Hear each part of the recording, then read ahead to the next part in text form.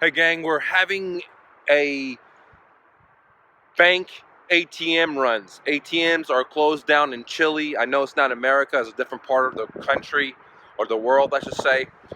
But what I want to bring to you is there's a lot of different parts of the world, the middle class, the working class people are rebelling, they're uniting against the elites, against the big corporations, against the central bankers because of the amount of printing that's going on in the world.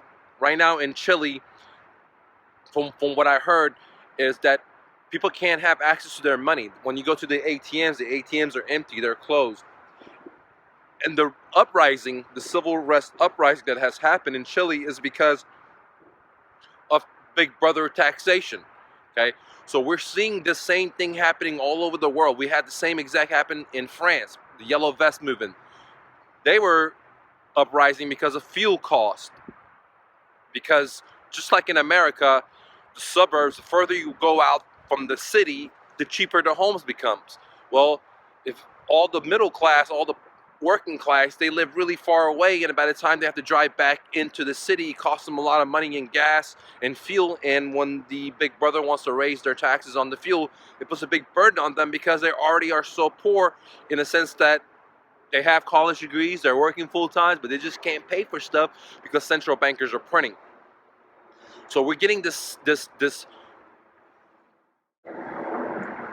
pulse all over the world, guys, all at one time, from UK, in Hong in Hong Kong, from Lebanon, from Chile, different parts of the Latin American countries, all the way down to Spain. In Spain, there's been civil unrest, if I'm not mistaken, with the firefighters. They're striking because they want more pay. I mean, in America, the teachers are striking because they want more pay. They want more pensions. In GM, the workers are striking, but the effect in America is a lot less because we're the world reserve currency, and the Fed, the main central bankers, have the whole world subscribe to our fractional reserve printing. So in America, we have it good because we're not all jacked up like all the other countries, but we're getting there. We're getting there. That's why the cost of one-bedroom apartment has increased since twice, depends where you are in the country, in the last 5-10 years, guys. Okay, that's why assets like houses have increased so much. That's why the stock market has increased so much, not because it went up by itself, no, because central bankers and the Feds have created systems that basically rips off the poor and enriches the rich. Let me say that again, guys. The whole system is about making everyone work while the stinky bankers are printing money for free, right? And then they're enriching themselves and their noblemen, which are people and corporations that are closest to the printing press. Because the further you are from the printing press, which means the average person, the harder it is for you to get this free money, this funny money, the money they just print up off the printing press. The further you are from the printing press, the harder it is to get it. The further you are, you got to worry about your FICO score and this and that to be able to get a loan. But the closer you are to the printing press, right, they're just giving it to you. One example is in America, right now you're seeing the Fed bailing out bank-to banks because there's been a bank-to-bank run in America for days and weeks now. First, they started giving $75 billion a day to banks. Well, it didn't work out. Weeks gone by. Now they doubled the antidote to $120 billion a day. So now printing out $120 billion and just giving it away to whoever's the closest to the masters of men, right? The printers of men. Where does that leave everyone else? Well, all over the world, you're seeing from France, you're seeing in Iraq, you're seeing in Lebanon, you're seeing in Chile, you're seeing in Spain, you're seeing in Hong Kong. People are uprising. They're tired of getting taxed. They're tired of cost of living is getting more expensive. It's very hard to buy a home in many parts of the world because the asses are so high, like in Hong Kong, like in Norway, like in Poland, like so many parts of the world, it's so expensive to buy homes. Like if you look at right now in London, the price of homes have doubled so much, dude. If you look in Canada, the same thing, dude. If you look in Texas, same exact thing. Why is this prices going up so much? It's because of manipulation of printing money. The more they print money, the easier it is for the elites to be more elite. The whole system is set up, the banking system is set up to tax you with a bunch of fees to spread up the wealth up the river to the elites. Because, think about it, when you put your money in the bank hardly pays you no money. The money is not even yours anymore. Right? The money's not even yours anymore. You sign it in the contract. If you just read your contract, which most people don't read, you're an unsecured creditor, right? So most people put their money in the bank. It's not their money anymore. You're just an unsecured creditor. They hardly get any money. The bank gets to lend out their money 9 times that, make massive crazy interest on it. The remaining they put into stocks, they put into derivatives, they put into all kinds of risky moves. And meanwhile, they make record highs profits. CEOs make record high salaries. Top management gets record high commissions. But then what happens?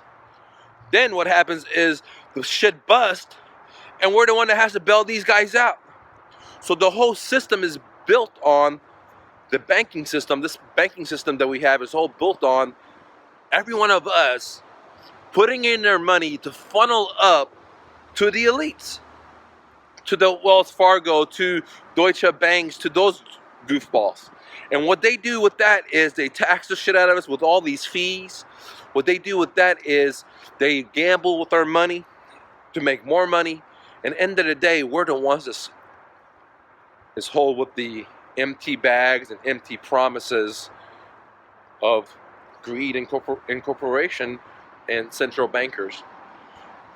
So guys, this is something that's very, very crazy, because all over the world, all at once, we're seeing civil unrest. It doesn't matter if you're white, you're Chinese, you're Mexican, you're Afghani, you're Persian, you're all over the world. Why? Because majority of these countries that we just talked about all subscribe to the same diet, the same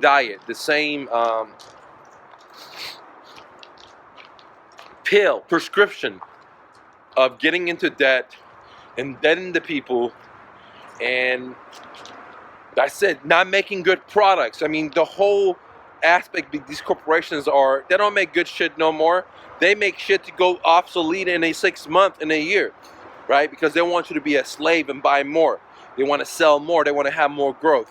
It's not about the consumer. It's not about the earth. It's not about making the really best stuff. It's about, can I get you hooked on like crack so you can come buy more and more iPhones?